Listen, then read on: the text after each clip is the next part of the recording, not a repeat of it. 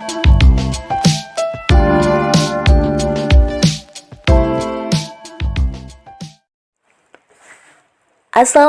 warahmatullahi wabarakatuh. Hai sahabat pendidikan, kembali lagi di channel saya, masih di mata kuliah Teori Sastra.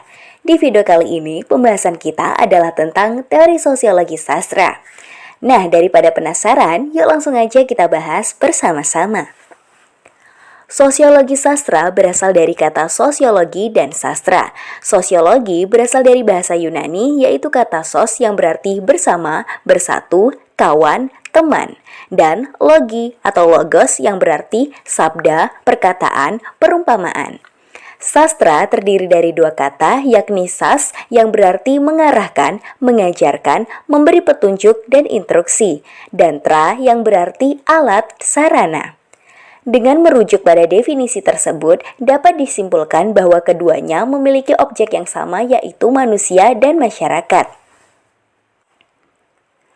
Aspek sosial dalam sosiologi sastra adalah suatu telaah yang objektif dan ilmiah tentang manusia dalam masyarakat dan proses sosialnya. Aspek sosial itu menelaah cara masyarakat itu tumbuh dan berkembang. Selain itu, aspek sosial dalam telaah sosiologi sastra mencakup 1. Moral, 2. Etika, 3. Keadaan ekonomi, 4. Cinta kasih, 5. Ketaatan beragama, dan 6. Latar belakang pendidikan. Di teori sosiologi sastra ini, kita akan melaah novel Orang-Orang Proyek karya Ahmad Tohari yang meliputi telaah etika, keadaan ekonomi, cinta kasih, ketaatan beragama, dan latar belakang pendidikan.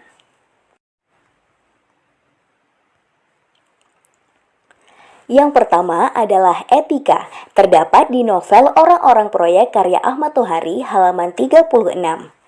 Padahal, Kabul tidak atau belum siap berubah pandangan terhadap dia.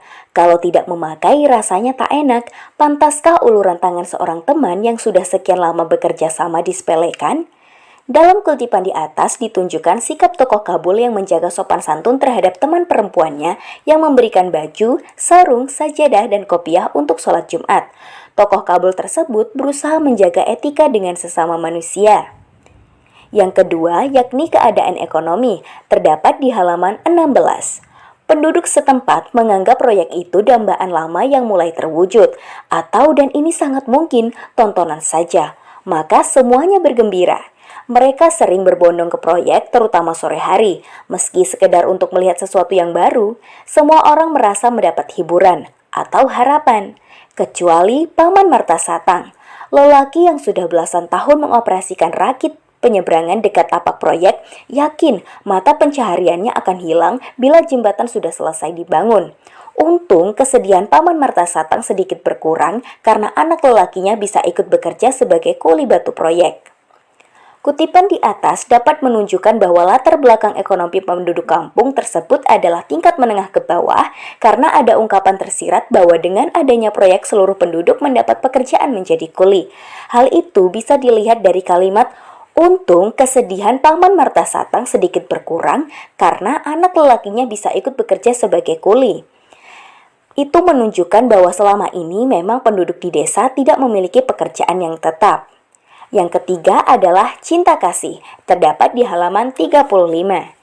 Dan ia pun langsung ke kamar mandi. Selama membersihkan diri, Kabul teringat perangkat sholat yang wangi itu. Siapa yang menaruh di sana? Kabul tahu jawabannya yang pasti benar. Wati. Tulisan di sana cukup menjelaskan semua dan agaknya Wati sudah pulang. Tapi kok nganyar-nganyari? Jumat-Jumat sebelumnya Wati tak pernah peduli apakah Kabul pergi sholat Jumat atau tidak. Nah, dalam kutipan di atas ditunjukkan sikap perhatian tokoh Wati terhadap tokoh Kabul, yaitu dengan memberikan perangkat sholat sebagai bentuk cinta kasih yang dimiliki tokoh Wati. Dengan begitu, sudah bisa diketahui bahwa tokoh Wati memiliki perasaan suka terhadap tokoh Kabul. Yang keempat, ketaatan beragama, terdapat di halaman 36. Entahlah, karena Kabul harus pergi ke masjid kampung yang berjarak 1 km dari proyek. Dan seperti biasa, Kang Acep dan Cak Mun ikut numpang jeep Kabul. Tapi Bejo dan beberapa temannya lebih suka main gaple. Yang lain ngumpul di warung Mak Sumeh. Ada suara berseru kepada Kang Acep. "Titip absen, Kang." Kemudian menyusul, saya lagi datang bulan jadi nggak bisa pergi ke masjid. Nah, kutipan di atas menunjukkan bahwa tokoh Kabul beserta teman-temannya akan melaksanakan sholat Jumat sebagai bukti bahwa mereka merupakan umat muslim yang masih taat dan memiliki keyakinan terhadap agama yang dianutnya. Meskipun di sekitar mereka masih banyak orang yang menyeleweng dari aturan agama yang harus dipegang. Dan yang terakhir adalah latar belakang pendidikan, terdapat di halaman 24. Tapi menerima Wati memang tidak salah. Pendidikannya lebih dari cukup bila dibanding tugasnya yang hanya urusan administrasi ringan. Wati pernah mengadu untung ke Jakarta. Namun selama setahun mencari pekerjaan, yang didapat hanya peluang kerja di pabrik. Padahal dia berpendidikan sarjana muda kesekretariatan dan bisa mengoperasikan komputer. Jadilah Wati pulang kampung, mengurus administrasi proyek sambil katanya menunggu peluang pekerjaan yang lebih baik. Kutipan di atas menunjukkan bahwa tokoh Wati memiliki latar pendidikan yang tinggi. Hal itu dibuktikan dengan kalimat, namun selama setahun mencari pekerjaan yang didapat hanya peluang kerja di pabrik. Padahal dia berpendidikan sarjana muda kesekretariatan dan bisa mengoperasikan komputer. Dengan latar pendidikan itu pula, tokoh Wati bisa mendapatkan pekerjaan. Nah, kesimpulan yang dapat diambil yakni berdasarkan hasil pengkajian aspek sosial dengan talaah teori sosiologi sastra, novel Orang-Orang Proyek karya Ahmad Tohari mengandung begitu banyak unsur sosio-budaya yang tak pernah bisa dilepaskan dari tatanan kehidupan manusia sebagai makhluk sosial. Penemuan aspek sosial dalam novel tersebut sejalan dengan tema yang diangkat pengarang mengenai hubungan antar manusia dan kritik sosialnya. Aspek sosial muncul dan berperan penting untuk menggambarkan setiap tahapan dalam alur cerita.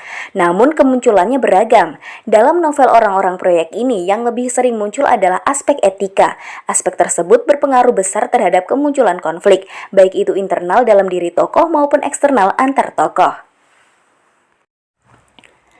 Baik, cukup sekian penjelasan mengenai teori sosiologi sastra. Sampai bertemu di video berikutnya. Terima kasih. Wassalamualaikum warahmatullahi wabarakatuh.